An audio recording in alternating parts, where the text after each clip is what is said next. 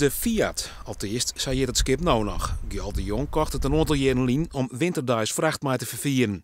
Maar die merk is hielendal instwat en daarom betocht er het concept van een theaterskip. Deze dagen is het together met zijn vriendinnen Hieltje drok maar de inrichting. Nog net? Ja, dan mag ik zien de midden nog even onderzoeken, hè? Nou, dat kent er wel. En dan wil alles zo meidje dat het zo volle mogelijk scheeps blijft. En daar al het materiaal wat bijziekje en dus daar ben we wat ontskadeling geweest. Dus uiteindelijk het skadeling, om het dingen bij elkaar te zien krijgt, dus deze theaterstoel. En hoe doe je dat met de wc's en dat soort dingen alle jaren. Nou, dan ben we gewoon wat ontskadeling, jong. Maar we zijn nu oorlogweekend ben we aan het bouwen. Maar het is wel het idee dat het eind april klaar is. Dus dan zullen we het in principe in 4, 6 weken bouwd hebben. Net alleen in de skipveert is het crisis, maar eens ook in het theaterverhaal. Schouwwagen als de lawaai en harmonie haar dreig om de holle op bewetter te houden.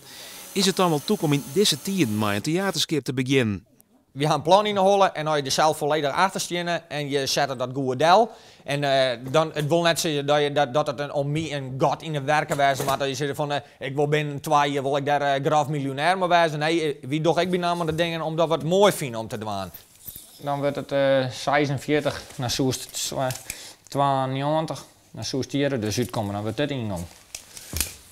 Nou aan staat alles er gewoon in, dan is het klaar. En als er dan meestal ideeën op muziek, kunst, cultuur, workshops, lezingen als wat ik maar meer. Ja, dat is er uiteindelijk dat er alle keer in te horen. En wie kennen heen waar we willen. En dat alles maar zit, werd het theaterskip voor het eerst in volle glorie broekt op 30 april bij de kroning van Willem-Alexander.